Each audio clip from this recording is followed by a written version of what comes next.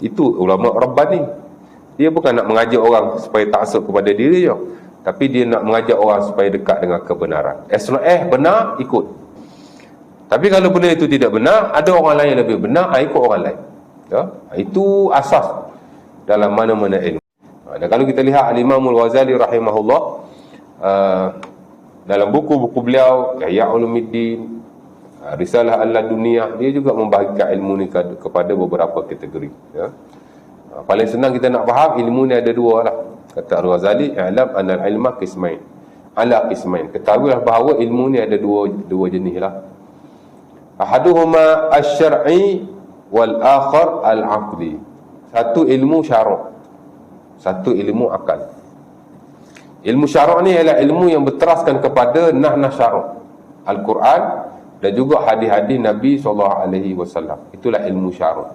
Ilmu yang mesti bersumberkan kepada wahyu, tak boleh nak pandai-pandai. Jadi marilah contoh-contohnya ilmu akidah umpamanya. Ilmu syarak ada sumbernya, mesti ada nas.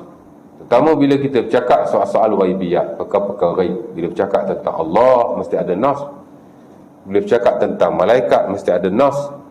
Bila bercakap tentang roh, mesti ada nas. Ya? Tak boleh nak cakap kata roh bila mati balik rumah, tengok anak, tengok isteri. Mana nasnya?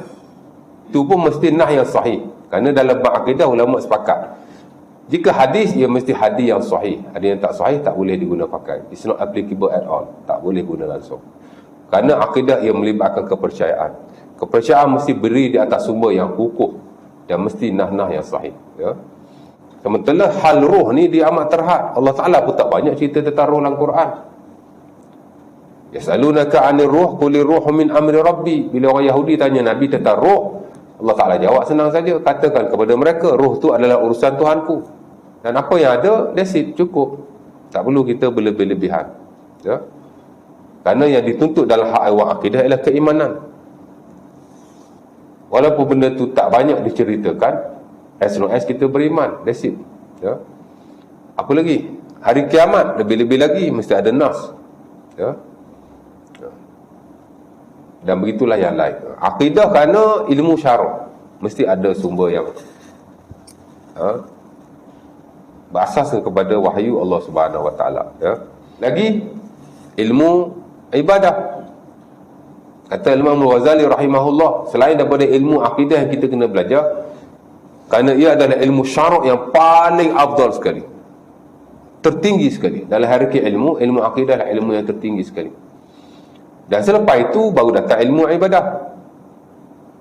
Ya? Ataupun apa yang disebut sebagai ilmu hakillah, ilmu hak kita kepada Allah, kita dengan Allah.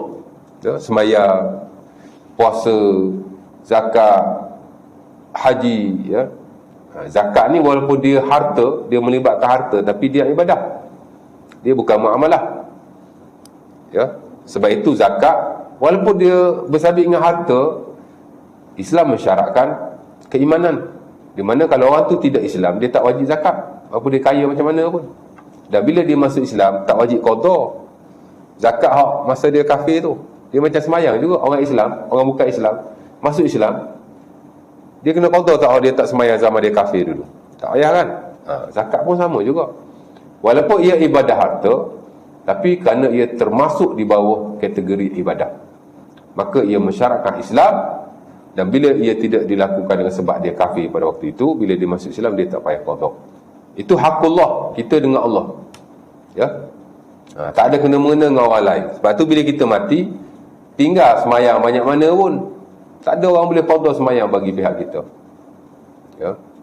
Adalah pendapat ulama yang kata boleh qada semayang untuk orang yang mati, seorang dua lah. Tapi majoriti kata tak boleh sama sekali.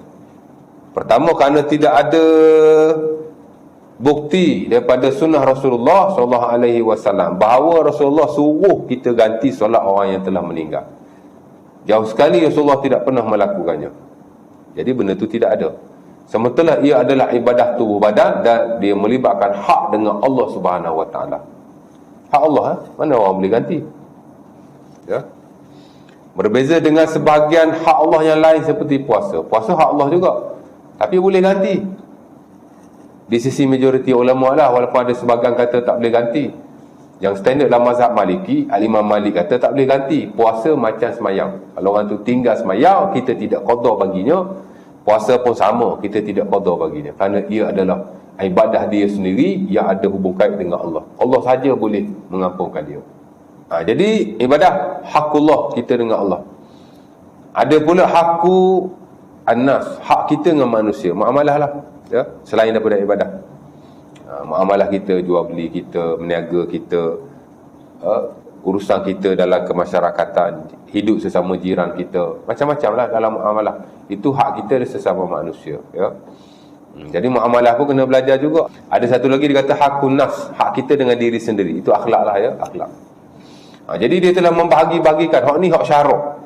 Apa-apa perbahasan, apa-apa perbincangan, apa-apa yang kita belajar, dia mesti ada sandaran daripada Al-Quran ataupun hadis Nabi SAW. Sebab itu dia dinamakan sebagai ilmu syarak, ya. Akidah baik, ibadah baik, muamalah baik, mesti ada sandarannya, ya. Jika ia melibatkan khilaf dan perselisihan di kalangan para ulama, mesti dilihat pendapat yang paling kuat, kerana itulah yang lebih mendekati syariat Allah Subhanahu Wa Taala, ya. Dan bukan kata zaman orang lain, zaman sahabat Nabi pun banyak khilaf di kalangan mereka. Sebab itu Al-Imam Al-Qurtubi rahimahullah, dia menukilkan kata-kata Al-Imam Ibn Muzir dalam tafsirnya, idza ikhtalafa as-sahabah fawajaba al-ittiba' lima aqrabihim ila sunnah. Jika para sahabat khilaf dalam satu perkara, adalah ikut mereka yang mana lebih dekat dengan sunnah, kerana itu yang lebih dekat dengan apa yang disyariatkan oleh Allah Subhanahu Wa Taala, ya. Kerana hakikat manusia ni dia mesti berselisih, ya, manusia kan, mana boleh sama, ya. Dan Al-Imam Syafi'i rahimahullah sendiri mengajar anak muridnya supaya tidak hanya taksub kepada beliau, tapi hendaklah melihat kepada kebenaran yang dibawanya. Hatta bila dia mengajar pun, dia mengajar, dia sering memperbetulkan bukunya, ya. Ini disebut oleh anak murid dia Al-Imam Ar-Rabi' bin Sulaiman Al-Muradi, dinukilkan oleh ulama-ulama Syafi'i yang lain dalam buku fiqh mereka. Katanya, qara'tu ala Syafi'i kitab ar-risalah naifan wa salasina marrah. Aku belajar kitab risalah Imam Syafi'i dengan beliau 30 kali lebih aku duduk di majlis beliau. Fama min marrah illa wa kana yusahihuha. Bila Imam Syafi'i mengajar kitab dia sering memperbetulkan kitabnya. Setiap kali kami belajar dengannya, hak ni salah ni, dia kata, dia perbetulkan. Hak ni salah ni, hak ni tak tepat ni, dia perbetulkan. Kitab dia sendiri tu, bukan dia buat pembetulan kitab orang lain, kitab dia sendiri dia buat, ya. Jadi dia ditanya lah oleh anak murid dia, kemudian dia pun jawab, ya. Dia kata, innallaha ya'ba an yaj'al ala adimil ardi kitaban asahami kitabihi, ya. Allah Ta'ala tidak akan jadikan sesuatu kitab pun di atas muka bumi 100% undisputable, 100% tak boleh dipertikaikan, betul macam kitabnya Al-Quran. Quran saja yang 100% correct, ya. Kemudian dibaca ayat Quran, law kana min indillah lawajadu fihi ikhtilafan katsira, surah Al-Imran tak silap, ataupun An-Nisa ayat 82. Imam Syafi'i baca ayat Quran tu, jika ia bukan daripada Allah, nescaya ada perselisihan yang banyak daripada mereka. Maksud manusia kan, dia mesti berbeza, dia mesti ada buat salah. Jadi dengan sebab ramainya orang yang berilmu, mereka lah yang memperbetul-betulkan antara satu dengan yang lain, yang membuat pembetulan, menegur antara satu dengan yang lain, ya. Jadi itu penting. Dan kita bukan hanya lihat riwayat Ar-Rabi' bin Sulaiman, kita lihat riwayat Al-Buaiti. Al-Imam Syafi'i rahimahullah amat tegas dalam ilmu. Bila sebut ilmu syarak, dia bertegas di atas sumber dan mesti beri pendapat yang paling sahih, ya. Itu ulama Rabbani. Dia bukan nak mengajak orang supaya taksub kepada diri je, tapi dia nak mengajak orang supaya dekat dengan kebenaran. Benar, ikut. Walaupun aku salah, tapi kalau benda itu tidak benar, ada orang lain yang lebih benar, ikut orang lain, ya. Itu asas dalam mana-mana ilmu. Ilmu syarak tadilah, ya, terutama ilmu syarak lah, ya. Jadi tak boleh kita nak main redah suka hati kita, ya.